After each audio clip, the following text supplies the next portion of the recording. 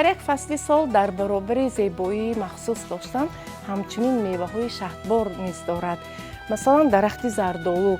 Аслан зардолу, меваи зардолу дар тобистон пухта мерасад, аммо ғӯри дарахти зардолуро ҳанӯз моҳи апрел истеъмол мекунанд ва он бениҳоят маззаи махсус дорад. дуруд бинандагони азиз, барномаи дастархон аст манзури шумо ва мо бо ҳамин меваи зардолу яъни ғӯра як таоми миллӣ омода мекунем.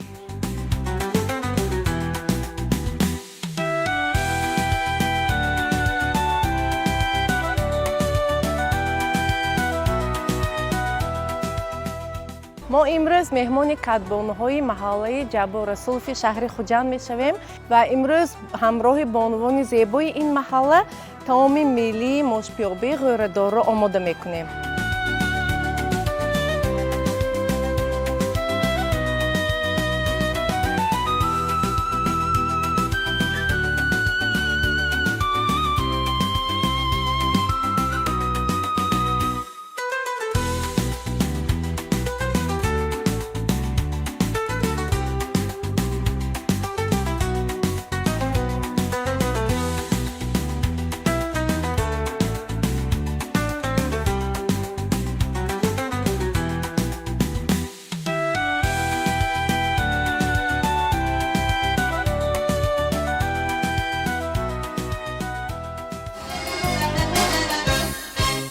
бинандаҳои азиз, барномаи дастархон имрӯз дар як чойхонаи бисёр ҳам зебо бо номи Қӯшҳавз сабт мешавад ва ҳамроҳи ман бонувони зебои маҳаллаи Ҷабор Расулов бо роҳбарии раиси маҳалла Соро Баротова имрӯз дар барнома иштирок мекунанд.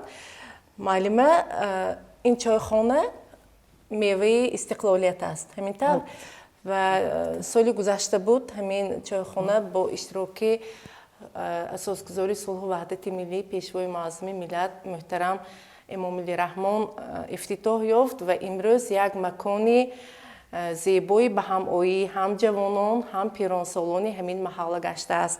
Дуруст гуфтед. имрӯз мо бисёр хурсанд ҳастем ки меҳмон дорем дар ин маҳаллаи мо ва мо барномаи шуморо бисёр дӯст медорем ва ҳар як барномаи шуморо мо тамошо мекунем ва ҳар минтақае ки ҳаст хӯроки худро дорад. ҳар як кас маҳалли худаш чӣ хел ки метавонад хӯрокҳои бомазза мепазад.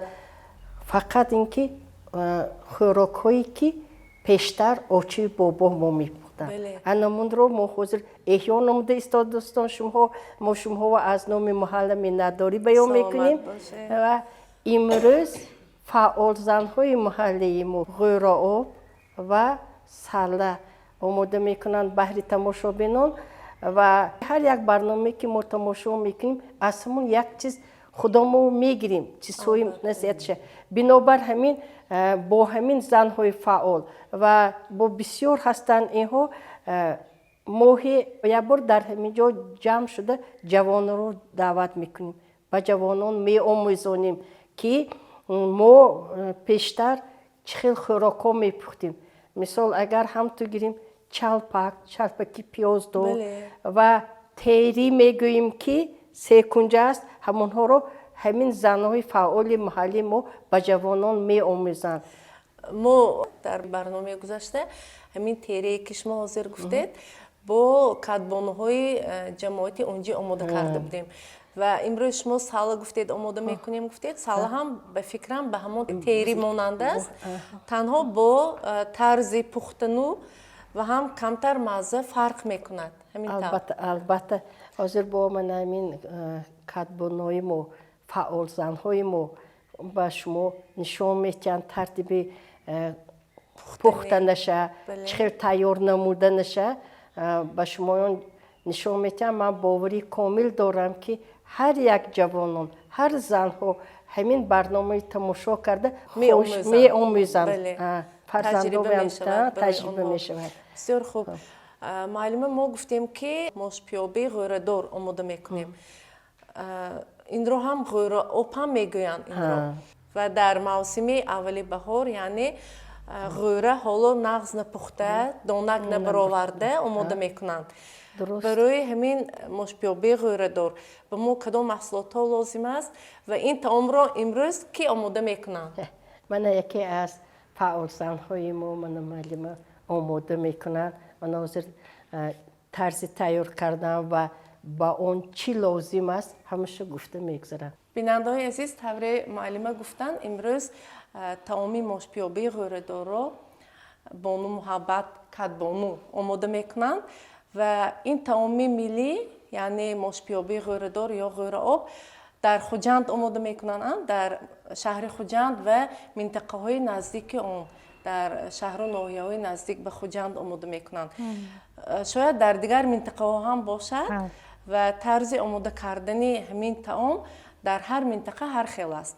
در خوجند چگونه آماده میکنند و کدام محصولات ها لازم است؟ و خوراک مشپیابه اول روغن، بعد اون گوشت، سبزی، پیاز، کارتوشکا، دانگی ها، من لوبیا، نخود. بو ما خزی گرفتیم که پیش که ما اینا آبی جوش به تر کرده موندیم برای کمتر ملایم شدن. پستون به هست دنبی تازه می انزیم. کار از چی آغاز میکنیم؟ من چی کار کنم؟ من اینها من به یاردم میدهند زنها. امروز میبینم که برای من کار نیست. کدبانوی ما یاردمچی های خودشان رو دارند. ما تنها نظارت میکنیم همراه معلمه و درباره انمین طعام های ملی گپ میزنیم. معلمه باز در همین شهر خوجند کدام نوع طعام ها هست که خاص همین منطقه باشد؟ خاص همین منطقه در اینجا ما تمام کچری هست که با موش و برنج آماده میکنن تیار میکنن. موچ میگوییم، اوشیکی شیر برنج میگوییم آماده میشه در خوجند. اوشی پلاوی برگی تاکدار، گروه مشتار توپ میکنیم. چلپکی پیاز دار برای فرزند ما پگروز اگر یک نهاری کده بروان گفته چلپکی هم تو چلپکی پیاز دار قلمه و میکنن انمیهوی آماده میکنن نهاری و شیر برنج آماده میکنن. لیکن شوله قاقدار میگن بغیر از شوله که هم تو شوله قاقدار هم هست که این هم غذاگیش بلند است هم بسیاری ها خیلی آماده میکنن. ما در برنامه قبلی همین شوله قاقدار رو آماده کرده بودیم با زنهای جماعتی اونجی ناحیه بابا جان غفورов. من گفتم که اکثریت طعام هایی که در شهر خوجند آماده میشوند در منطقه های نزدیک اون نیست تیار میکنن همین طعام ها رو. درست میگویید. مثل حاضر وقتی علف که هست سامبوسای علفین فتیروی همین علفین میکنیم که هم این غذا کاش بلند است. حاضر وقتی چخیل که میگوید اولی بهار که هست هم خود جوانا و بچه گومو و اگر همی خیلی آماده کرده دهیم اگر غذا که آنها بلند می شود. قید کردنی هستم که موه بسیارتر چخیل که میدونید اولی بهار به سومالک میکنیم. همین کلانسالای ما جوانا رو آموختوسیم. 2 سال این جانب اینها هم تو مینشینن میگن جوانان خودشون همینجور همون سومالکه تیار میکنن. چخیل که میدونید سومالکه آماده کردن بسیار ساعت های دراز لازم است میخواهد. بنابر همین هم حاضر ما جوانا و آموختوستیم. 2 سال این جانب جوانان خودشون همینجور هر سال آماده کرده. لیکن کلانسالا آماده شده سروبر شده می‌نشینن میگن و ها الدکه خود آموختند. امروز یعنی شما گفتنی هستید که چایخانه نه تنها برای مردم برای بانوان هم امروز خدمت میکند. برای تمام محله خدمت میکند. میبینم که همه محصولات ها الکی آماده شدند، ریزه کرده شدیم. اکنون میرویم سری آتش دان.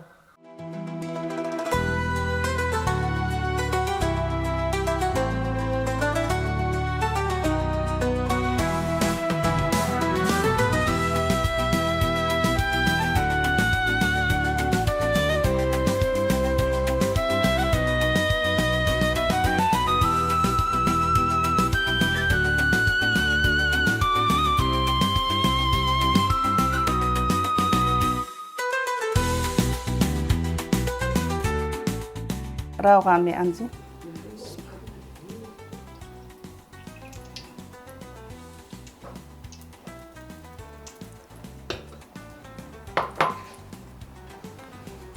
بعد این روغنی دنبه جازه چکه میگیریم.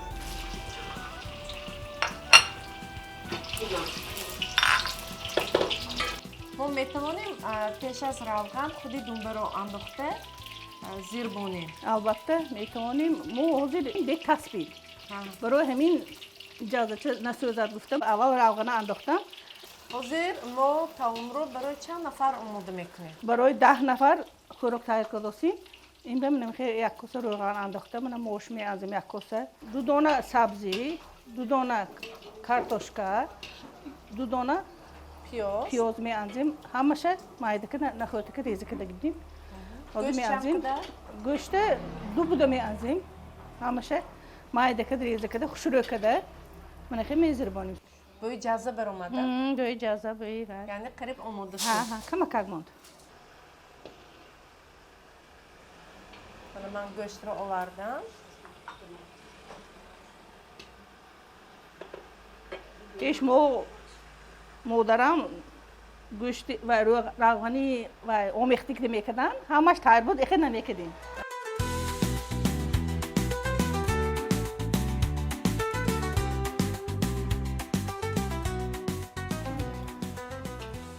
حاضر یعنی روغنی ما هم آمیخته شد. روغنی رستنی.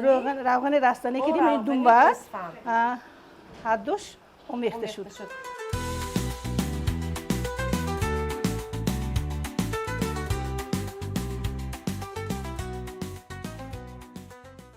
اکنون گوشت میانزیم.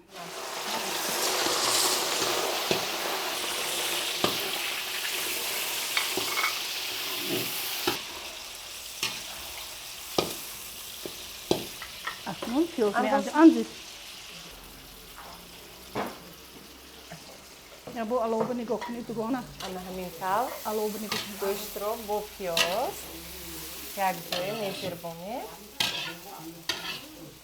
اگر برای اول گوشت رو اندازیم تامی خوراک باسم با مزه تر میشود. همین طور؟ همین خیلی.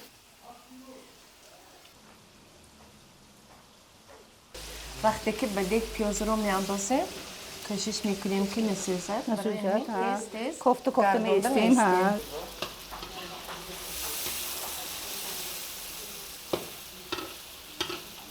سبزی رو بیارید. این سبزی اندازم. در بعضی حالت همراه سبزی کارتوشکا رو هم یک باره می اندازم میزربونم. سبزی همو دیزر میپزد. کارتوشکا باشد تیز میپزد. برای همون اول سبزی رو میزربونیم. بعد کارتوشکا رو همراه میکنیم.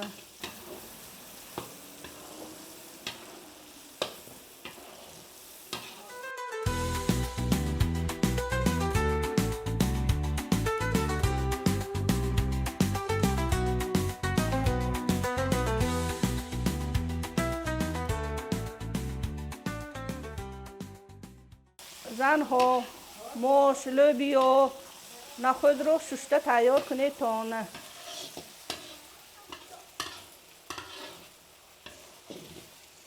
اندازم این قضیه رو پیشتر در آبی گرم تر کرده مونده بودیم برای ملایم شدنش. همراه محصولات یک جای میزربونیم. پشتش ماش هم بیارید. ماش رو هم میزربونیم.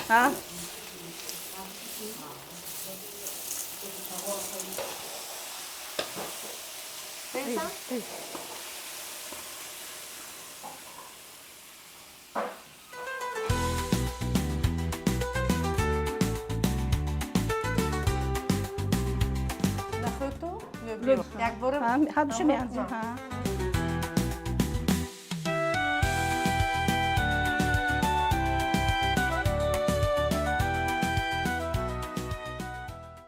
ما همه محصولات رو انداختیم. غوره رو قیلی اندازیم. حوزه میانزیم غوره. انا غوره همراه کنم.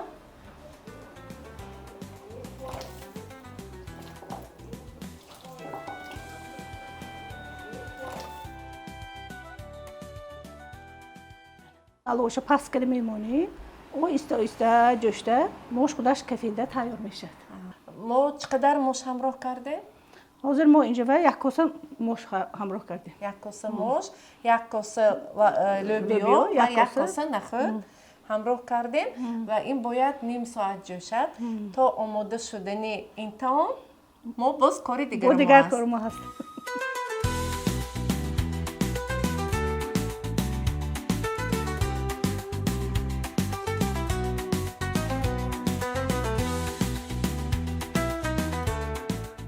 بیننده‌های عزیز تا آماده شدن طعام موش پیوبه ما همراهی بانو محبت چی آماده میکنیم؟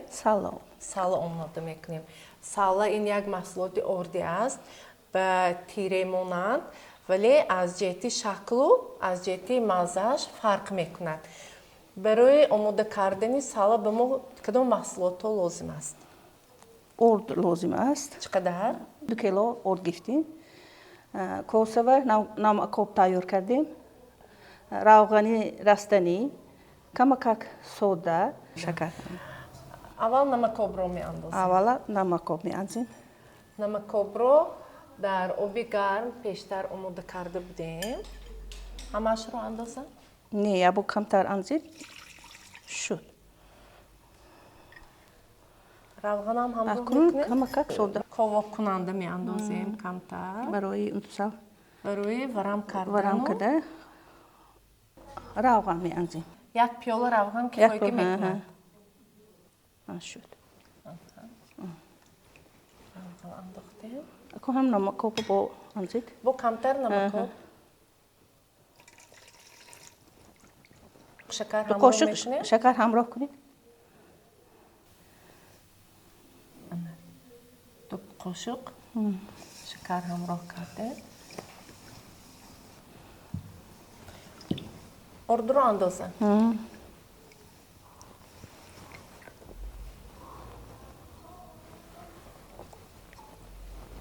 ارد رو البته پیشتر از الک گذرانده بودیم.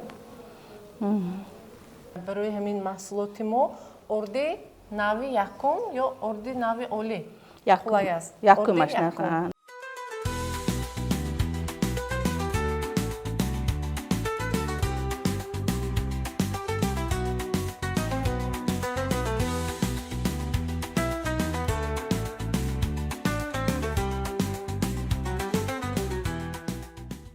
ما در وقتی خوردیم بچگی ما خانه در حول هم بی هم بودن. ما هم خیلی سالا جزه کده تیری تیار میکردن. همسایه ها درست کن تو میگفتن هر وقت 8 هایمی 10 تا همسایه می هم ما خورستان شده بوده میدادیم.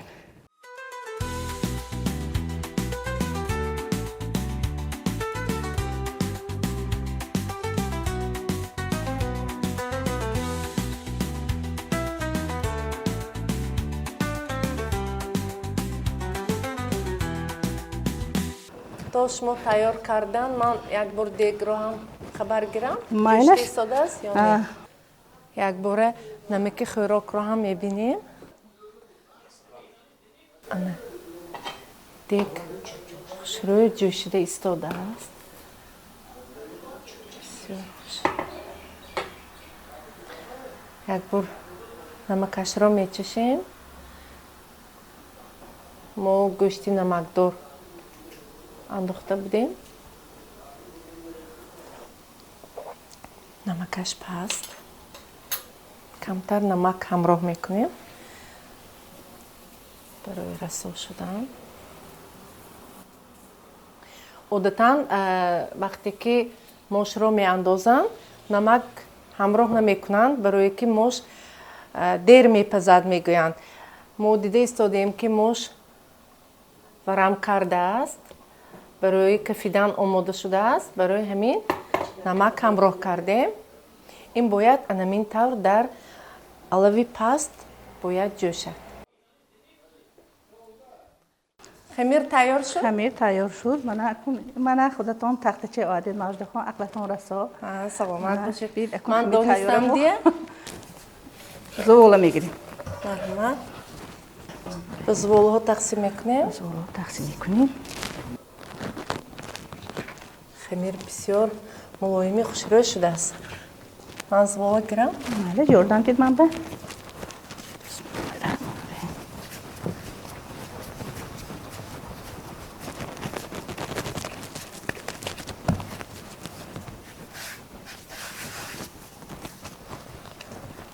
زوال گفته 5 دقیقه بولش رو پشت میمانی.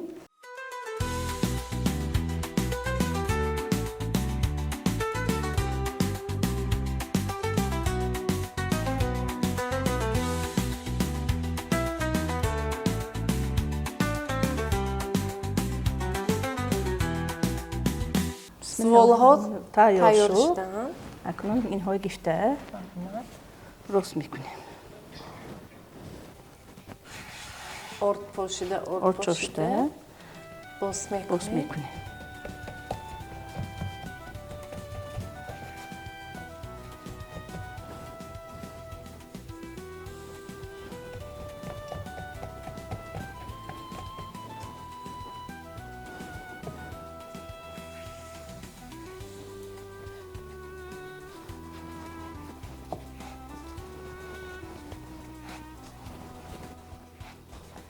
ما مهین باز میکنیم یا که غوزتر. و در روان میزبانی برای همین ما این زوالا رو مهین تر میکنیم.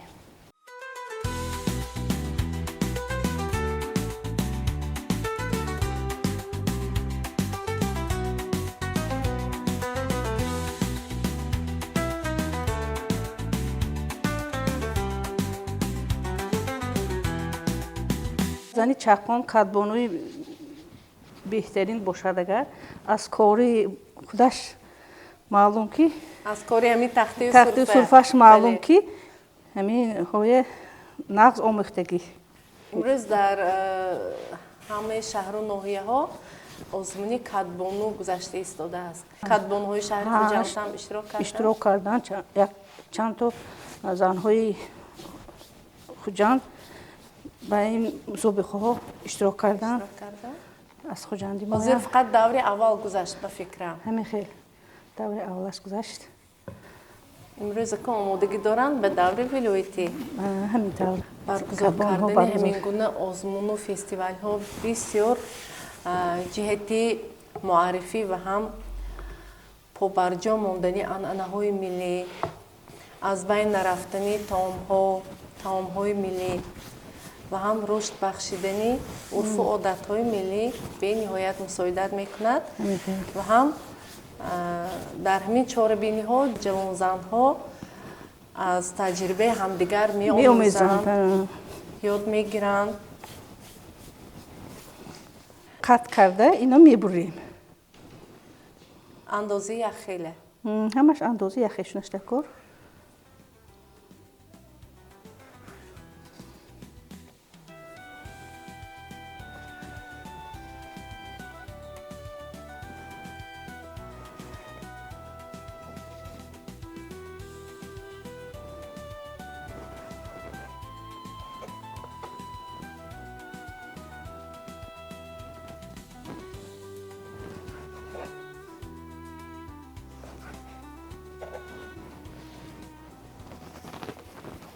روی تخته گیرم زنها رو جر میزنیم و ما کمک میکنم برای بستن. مایر خون بیایید. من به شما نشون میدهم طرز پیچاندنشه. دو انگشتان رو من هم تو مونده، با این انگشت من هم تو میپیچونید. بعد با من این چوبچه محکم که میمانید، این هم تکه میمانید. اینجور تیار کنید. من اینشان باز کنم. سوال دیگره سانی میپزیم. گرده انگشتان انا همین طور میپیچونیم. میپیچونیم و محکم میکنیم. انا همین طور.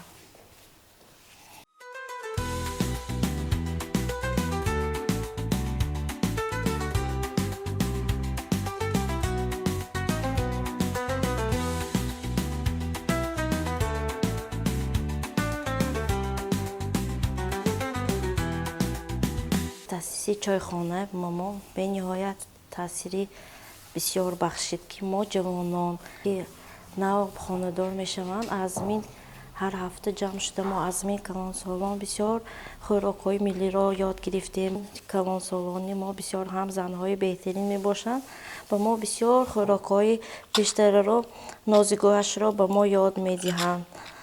بسیار خوب.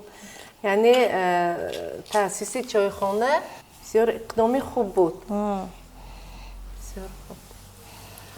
امروز واقعا بعضی از طعام‌هایی که پیشتر بیبی‌های ما در کلان‌های ما آماده می‌کردند قریب که از بین رفته ایستادند و بسیار یک اقدام خوب گرفتن در این محل که همین طعام‌های ملی را طرز آماده کردنش را بله به یاد داده برای از بین رفتن آموخته ایستادند.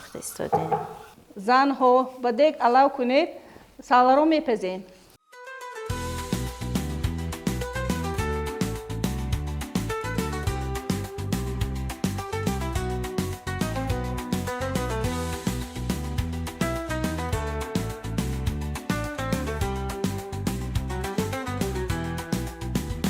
ما ساله را با روغن رستنی روغن بسیار که میپزیم. من دیگ با علاوه کردیم. اکنون روغن را می‌انزیم. بسم الله الرحمن الرحیم.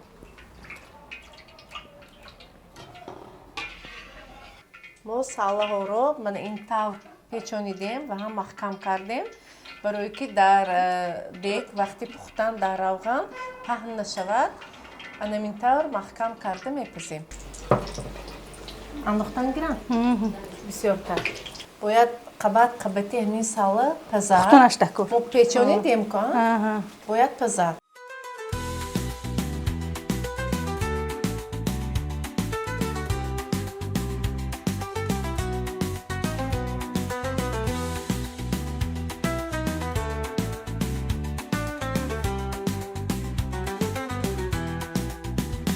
اکنون به بالایش شکر میچوشیم. در گرمیش میچوشیم تا که قبط به قبط جوش شود. ما ساله را پخته شدیم، طعام هم آماده شد. اکنون به کاسه ها میگیریم. مرحمت. در اینجا پستونبه هم در آغاز برنامه نشان داده بودیم. آن را علاوه در آب جوشانیدن. به نفرانی که پستونبه معقول است به طعمشان موافق ما به کاسه آنها همراه میکنیم. این به کوتی انزید. کوتی و هم پستونبه.